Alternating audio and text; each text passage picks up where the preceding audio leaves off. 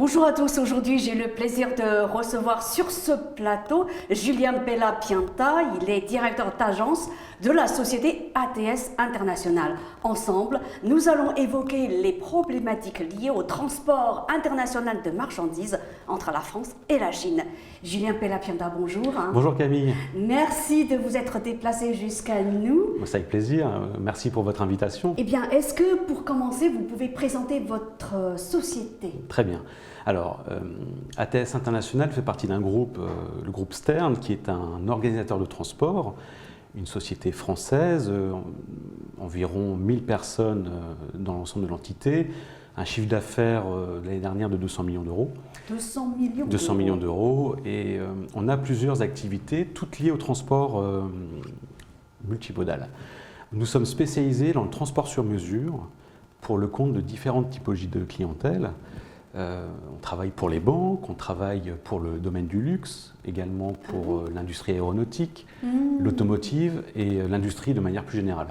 Et on a plusieurs activités. On a le commerce, le transport de proximité, par exemple sur Paris, les coursiers que vous connaissez, les véhicules électriques pour alimenter les entreprises du luxe. Donc pas que international. Pas que international. Proximité aussi. Proximité. D'accord. Nous avons également une activité de transport terrestre en Europe qui nous permet de livrer nos clients dans des délais records avec des véhicules dédiés. On a également une activité bancaire pour la transmission de documents interbanques, des navettes quotidiennes qui alimentent l'ensemble des banques tous les jours, et l'activité Overseas que je dirige, qui elle s'occupe du transport aérien, maritime et rail. Overseas international. International, oui. Qui alimente nos clients et permet le transport de marchandises partout dans le monde par différentes voies, que ce soit par voie aérienne, voie terrestre, le rail et également le maritime. Waouh! Oui, c'est très complet ce que vous faites. C'est assez large, assez complet, ouais. Oui. Est-ce que vous avez beaucoup de concurrents sur le sol français? Oui, bien sûr, on a énormément de concurrents. Le métier, je crois que rien que sur Charles de Gaulle, il doit y avoir plus de 200 ou 300 transitaires qui font le même type d'activité que nous. Nous avons pris le choix de nous spécialiser dans des métiers de niche, dans le domaine du transport. Nous sommes vraiment spécialisés dans le transport sur mesure. Sur mesure, c'est votre, on va dire, cœur de métier. C'est notre cœur de métier. Oui, c'est ça qui vous distingue de vos concurrents. Oui, tout à fait. Alors, on a plusieurs possibilités qui nous permettent de travailler sur cette activité du sur-mesure. Déjà, on travaille principalement avec des clients. Alors, les clients du luxe, par exemple, ont des besoins très précis. Ils n'ont pas possibilité d'avoir du retard dans leurs acheminements. On met en place des équipes dédiées. On a également des services qui sont ouverts H24 pour cette typologie de clients avec des produits différents, du transport par bagage accompagné, de l'accompagnement porte-à-porte, tout un tas de process qui permettent de... Très personnalisé en fait. C'est extrêmement personnalisé. Ouais. Et quand vous parlez de vos clients qui travaillent dans le secteur du luxe, c'est, je sais pas, on a tendance à penser à des sociétés comme LVMH, Hermès. Écoutez, on travaille avec les principaux, les grands acteurs du luxe français, et on a la chance avec notre positionnement à Paris de pouvoir travailler avec eux très régulièrement. Et on en parlera ensuite, mais c'est pour ça aussi qu'on a une cellule en Chine pour continuer à développer cette activité. Justement, vous avez une cellule en Chine. Est-ce que vous pouvez nous en dire plus? Bien sûr. Alors, la Chine, c'est une entité que nous avons ouverte il y a un peu plus de 2 ans maintenant, toujours dans le but d'accompagner notre clientèle. Sur l'axe Chine, on a notre principale clientèle et l'industrie automobile. Automobile, oui. Mais vous êtes basé où, cette agence? Nous sommes basés à Shanghai et on rayonne sur l'ensemble de Nord-Chine, Sud-Chine et également Hong Kong. Nord-Chine, Sud-Chine et Hong Kong. Et Hong Kong, avec toute la région très dynamique de Shenzhen, sur laquelle il y a énormément de production et d'exportation depuis cette zone. Voilà. Tout à fait. Et nos clients, qui sont principalement des équipementiers automobiles de taille internationale, et souvent sont des entités européennes, ont la plupart des sites de production en Asie. Et nous avons fait le choix, pour gagner en productivité, gagner en réactivité et en efficacité, d'ouvrir notre propre structure localement pour proposer une solution encore plus efficace à nos clients. Alors, votre agence implantée en Chine, elle a été ouverte il y a 2 ans. Est-ce qu'on peut comprendre que c'est seulement depuis 2 ans que vous travaillez avec la Chine de façon régulière, hein? Non, non, depuis la création de l'entité internationale, nous avons dès le démarrage, En quelle année vous pouvez on a rappeler? démarré en 2012. 2012, ouais. Depuis 2012, on a immédiatement commencé à travailler avec la Chine. C'était l'un de nos axes les plus importants. Et il arrive un moment où, si vous voulez, nous avions tellement de volume et un besoin tellement important qu'on a pris la décision, et le risque, parce que c'est un risque pour nous occidentaux d'ouvrir en Chine, de monter cette structure à Shanghai. Et comment fonctionne cette agence locale Alors, alors écoutez, c'est une agence avec plusieurs... on a des équipes qui parlent le français, des équipes qui parent le chinois, et l'anglais bien entendu, l'anglais qui est notre langue de communication numéro 1. Oui, ouais. Et c'est une agence vraiment en très fort développement. On a beaucoup d'activités, on a déjà déménagé 2 fois. Et on a, toujours à Shanghai. Toujours à Shanghai, on reste à Shanghai. On a dans les projets aujourd'hui une deuxième ouverture dans la région de Shenzhen pour continuer à accompagner nos clients. Une deuxième agence en fait. Deuxième agence, oui, tout à fait. Et voilà, c'est vraiment, si vous voulez, dans nos projets de développement depuis l'année dernière et cette année, c'est l'activité Chine qui nous porte le plus et sur laquelle nous portons énormément d'attention. Oui. Est-ce qu'on peut connaître le pourcentage que représente la Chine dans votre chiffre d'affaires? Dans mon chiffre d'affaires. Est-ce que c'est... Alors, aujourd'hui, si je prends de manière globale sur tous les flux, je dirais au moins entre 30 et 35% de mon activité. 30, 35%, oui, c'est oui, beaucoup. Oui, c'est énorme. Et par rapport au flux international ou toute activité confondue? Alors, toute activité confondue sur notre activité beaucoup, internationale, oui. Oui. Ensuite, bien sûr, on travaille avec le monde entier. On travaille avec l'Asie de manière plus générale, avec les États-Unis, l'Amérique du Sud. Mais l'Asie reste quand même chez nous quelque chose de très important. Et la Chine de 30 à 35%, c'est beaucoup. Hein? Oui, c'est beaucoup. Ouais. C'est beaucoup et je pense que l'avenir, on va bien entendu, de par notre présence en local, continuer à faire progresser ce chiffre d'année en année très probablement. Vous êtes combien en Chine? Alors en Chine, aujourd'hui, nous sommes 4. 4, ouais. Qui fait quoi? Alors, j'ai un Français de mon équipe de Paris qui a monté la structure pour nous, il y a 2 ans, qui a tenté l'aventure avec nous. Et ensuite, on a des équipes qui... L'idée, c'est d'avoir des équipes qui aiment la France et qui connaissent un petit peu la France. Donc, la plupart ont fait des études en France, elles parlent le français parfaitement.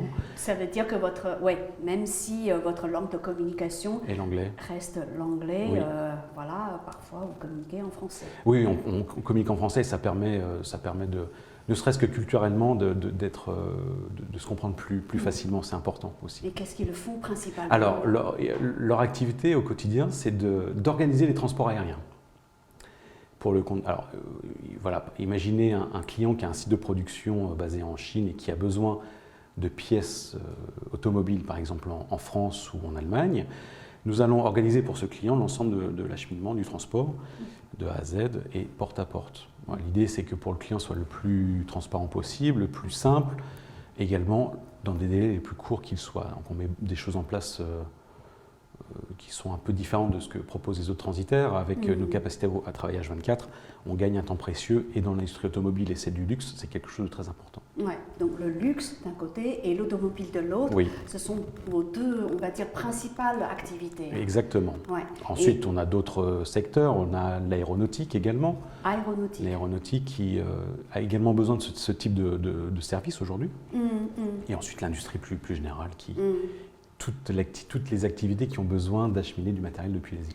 Oui, alors en ce qui concerne l'automobile, j'en parle parce que c'est un sujet d'actualité. Hein. On sait qu'en ce moment, on va dire Renault subit de plein fouet la crise sanitaire. Hein. Exactement. Voilà, l'État français est en train de voler à son secours. Oui. Eh bien, pour revenir à l'automobile, quelles sont les pièces les pièces de rechange, j'imagine, ou les pièces Oui, ce sont des sous-ensembles, mais absolument tout type de pièces phares, en fait. Des roues, je sais pas. Oui, ça peut être des tableaux de bord, ça peut être des rétroviseurs, des phares. Ouais. Ou simplement une toute petite partie d'un matériel électronique. Il y a beaucoup d'électronique qui est produit en Asie, des pièces d'alternateurs. Enfin, c'est absolument tout ce qui rentre dans le cadre de la fabrication d'un véhicule en général. Toutes les pièces composantes. Voilà. Mais dans ce cas-là, j'imagine que ce sont plutôt des pièces détachées qui viennent de France et qui sont transportées vers la Chine, puisque la Chine, c'est, on va dire, une sorte d'usine du monde. Alors, c'est principalement des flux imports depuis la Chine sur l'Europe. Ah, c'est depuis la Chine? Principalement, oui. Alors, on a aussi quelques sites. Alors, en fait, tous nos clients. Ou alors je me trompe, alors, puisque la Chine monte les pièces qu'elle reçoit. Ouais, maintenant, ils fabriquent énormément. Ah. Oui, il y a beaucoup de pièces qui sont fabriquées là-bas. Alors, on a également des flux export depuis l'Europe sur l'Asie, mais la majorité des flux sont dans le sens Asie-Europe. Asie, waouh. Voilà. Et dans le transport aérien, alors, c'est également, ça fonctionne également dans le même sens. Oui, Asie-Europe. Asie-Europe, ouais. Principalement sur la partie aérienne, exactement. Alors, il y a 2 jours, on a fait un reportage sur un don de masques en provenance de Chine. Exact. En fait, c'est comme ça que j'ai fait votre connaissance. C'est votre société qui a tout organisé. Est-ce que vous pouvez nous en dire plus? Oui, parce que sur ce type d'opération. Alors, ce type de transport, ce type d'opération. Alors, j'ai regardé les chiffres. Je crois que l'Asie a exporté à ce jour sur le monde entier plus de 4 milliards de masques. 4 milliards. C'est vraiment colossal. On a depuis le Covid, on a eu énormément d'acheminements de matériel médicaux depuis l'Asie qui produit énormément sur la France et pour nos clients. Ce qui s'est passé là depuis quelques semaines, c'est que on a un peu mis de côté l'activité habituelle de transport de pièces automobiles ou transport pour l'industrie du luxe, parce que toute cette activité... Non, parce que l'activité est à l'arrêt, tout simplement. Justement, c'est à l'arrêt. À l'arrêt. Ouais. Et pour se concentrer sur cet acheminement de masques et de produits médicaux depuis l'Asie. Et ça représente un volume important aujourd'hui? Oui, c'est colossal. Colossal. Si j'illustre un petit peu avec des chiffres, je dirais que notre activité classique s'est effondrée d'environ 80%. Et elle a été remplacée par l'acheminement de masques, mais vraiment avec des quantités colossales. Je pense qu'on a, j'ai pas les chiffres exacts, mais on a dû dépasser les 6 à 10 millions de masques importés pour nos clients. 10 millions de masques en provenance d'Asie. Oui, en provenance d'Asie. Et je pense que je suis en dessous de la réalité. Au-delà de ça, on a également transporté des chaînes de production de masques. Oui, c'est ça justement. On a un client qui a eu le désir de produire en Europe ses propres masques. C'est un client qui n'est pas du tout dans cette industrie, mais qui a pris la décision pour ses besoins internes et également pour pouvoir aider l'État et la France sur cette crise, a décidé de produire directement en France. Et donc, on a acheminé pour eux directement l'outil de production depuis l'Asie jusqu'en France. C'est un Français ou c'est un Chinois? C'est un Français. C'est un Français. Oui. Justement, pour rebondir sur ce que vous venez de dire, il y a quelques jours, c'était il y a une semaine, je crois, on a couvert une actualité concernant l'entrée en production d'une usine de fabrication de masques créée par un franco-chinois. Oui, alors c'est une démarche extraordinaire. Mais lui, en fait, il a tout importé de Chine, ces machines. Oui. Alors j'ai vu le reportage et j'ai trouvé ça vraiment extra. Ah, merci. Et voilà, on a besoin d'entrepreneurs comme lui pour pouvoir... on a besoin de gens dynamiques et qui trouvent des solutions pour pouvoir régler ce problème. Et vous avez connu le problème de masques qu'on a rencontré pendant des semaines en France. Et c'était un vrai problème pour lui. Il a dit que c'était pour rassurer les Français. J'ai trouvé ça très sympathique de sa part. Oui, c'est vrai. Je trouvais la démarche plutôt bonne. Ouais. Alors, est-ce que vous pouvez nous parler aussi des équipements médicaux que la France a exporté vers la Chine? Parce qu'au plus fort de la crise, la Chine a bénéficié... Oui, elle a eu de l'aide de différents pays. Exactement. Est-ce que c'est aussi passé par vous? Enfin, une partie du moins. Alors, la comparaison entre ce qui a été exporté de France sur la Chine et ce qui a été fait depuis la Chine sur la France, les échelles de valeur sont complètement différentes. Je crois que l'État français a affrété un Airbus A380 début février, et il y a eu 17 tonnes de matériel médicaux qui ont été exportés sur Wuhan. Que sur Wuhan. Que sur Wuhan. Ouais. Ce que je veux dire par là, France-Chine. Ouais. Ce que je veux dire par là, c'est que voilà, l'effort de la France a été important, surtout que la crise commence à arriver chez nous. Et voilà, on a répondu présent pour accompagner l'Asie également, par solidarité, en accompagnant et en amenant du matériel directement là-bas. Ouais. Et on peut connaître le nombre de volumes? Alors, je n'ai pas les chiffres en tête. Je sais qu'un Airbus complet a été affrété par l'État. Mais après, je crois que j'ai entendu parler de 17 tonnes de matériel. Un avion complet, c'est plusieurs millions de masques, je pense, qui ont été exportés par la France à ce moment-là. Aujourd'hui, ça fonctionne en sens inverse, c'est normal. Hein. Aujourd'hui, ça fonctionne en sens inverse, oui, c'est vrai. Alors, vous évoquiez que c'est parce que depuis 2012, vous travaillez beaucoup avec la Chine que vous avez créé cette agence. Hein. Est-ce que vous-même, vous avez voyagé en Chine? Oui, alors j'ai été à la création de cette structure à Shanghai. D'ailleurs, vous êtes à l'origine de la création de cette structure? Oui, notre équipe, on est plusieurs à travailler sur ce sujet. Mais oui, on a été à de nombreuses reprises en Asie, en Chine, à Shanghai en particulier, pour ouvrir cette structure. On s'est fait accompagner d'équipes franco-chinoises et de sociétés locales qui nous ont aidés dans la création de la structure en elle-même, la structure légale. Ensuite, il a fallu embaucher les équipes, trouver les locaux, et puis commencer notre activité, aller voir nos premiers clients. Voilà, c'était une aventure pour nous vraiment extraordinaire. J'en suis très fier et on a en 2 ans vraiment eu de très bons résultats. Et là, ça continue. On a vraiment beaucoup de projets pour cette agence. Si j'ai bien compris, c'est aussi grâce à la présence en Chine de cette agence locale que vous avez pu, on va dire, réaliser avec succès toutes ces opérations de transport de marchandises en provenance de Chine. Non? Oui, c'est a beaucoup contribué. C'est un avantage très important, considérable. À tout point de vue. Le fait qu'on soit en propre nous permet déjà d'avoir des coûts de transport beaucoup plus tirés, c'est-à-dire qu'on est plus compétitif. Et puis en termes de réactivité également, on gagne énormément de temps parce qu'on appelle nos équipes, on les connaît très bien, on les connaît par cœur. Et c'est vraiment, pour la crise qu'on a connue il y a quelques semaines, ça a été vraiment un avantage très important pour nous. Vous avez choisi quel avion pour le transport? Alors on a utilisé tout. En fait, alors vous avez entendu que de nombreuses compagnies aériennes ont arrêté leur activité pendant cette période. Donc on a utilisé beaucoup d'avions cargo. Alors Air France a continué à opérer sur quelques axes, mais très peu. On a utilisé des avions par exemple Cargolux, qui a des appareils qui opèrent. On a une compagnie chinoise également qui a des avions cargo en 747 cargo qui a opéré depuis l'Asie sur l'Europe. On a également affrété des avions. Alors on a affrété des Airbus, mais aussi des avions russes. On atterrissait sur les aéroports de Châteauroux, également sur les aéroports annexes tels que Vatry, qui est un aéroport. Oui, j'ai entendu parler de ça. Un aéroport dédié principalement à l'activité fret. Et voilà, on a été présent sur place pour réceptionner les appareils et traiter l'acheminement des masques ensuite sur les clients finaux partout en France et en Europe.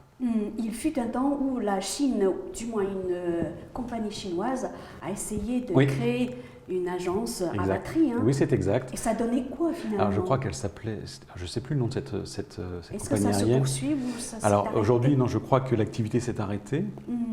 Par contre, il y a énormément d'avions affrétés qui sont posés sur Vatry pendant la crise du coronavirus. Ah oui, quand même. Et les prix, bien sûr, ont explosé parce que il manquait d'appareils et de compagnies aériennes disponibles pour acheminer le matériel sur l'Europe. Est-ce que vous avez des projets de création d'agences dans d'autres pays d'Asie? Alors, non, on va pour l'instant se concentrer sur la Chine. On en parlait tout à l'heure. Le Sud Chine nous intéresse et je pense que cette année ou début 2021, on ouvrira une structure là-bas. Ensuite, en fait, on ouvre et on regarde les pays dans lesquels nos clients sont. Et on a aussi dans les projets, dans le futur peut-être, de monter une structure au Mexique. On a aussi ciblé le Maroc, sur lequel on est en train de travailler. Pour l'instant, c'en est qu'au stade de projet. Mais l'Asie, aujourd'hui, nous occupe énormément. Oui. Et surtout, on va dire, grâce à tes envois de dons de masques et d'autres équipements médicaux, n'est-ce pas? Oui, aujourd'hui, ça a été très important. Enfin, ça a été l'activité numéro 1 pour ATS International. Voilà. Alors, ben justement, dernière question.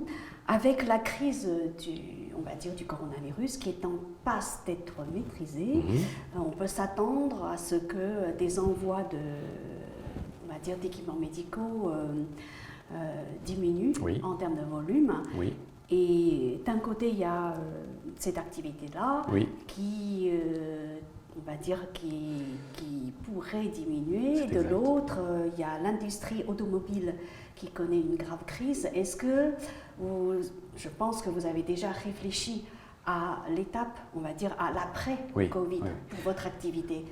Ah, vous avez raison. Je pense que d'ici quelques semaines, l'activité des produits médicaux va se réduire, même si je pense qu'il y aura toujours des réassortiments et Voilà. des besoins vont être importants parce que Mm. on doit alimenter un pays de plus de 60 millions d'habitants aujourd'hui. L'industrie automobile, vous avez raison, est aujourd'hui plutôt calme. Ouais. Mais bon, on sent quand même aujourd'hui chez nous un redémarrage de l'activité. Dans le domaine automobile. Dans le domaine automobile, Parce que on a l'État les commandes commencent à reprendre un petit venir, peu. ouais. Alors on n'est pas au niveau qu'on a connu avant crise, bien entendu, mais on a espoir qu'au moins en septembre, l'activité reprenne. Dans le luxe également. Dans le luxe, oui. Dans le luxe, et avec ces deux activités, plus les flux internationaux qui continuent quand même de fonctionner, pouvoir réussir à faire un deuxième semestre, Ouais. pas exceptionnel, je pense pas, mais au moins convenable pour pouvoir finir l'année 2020.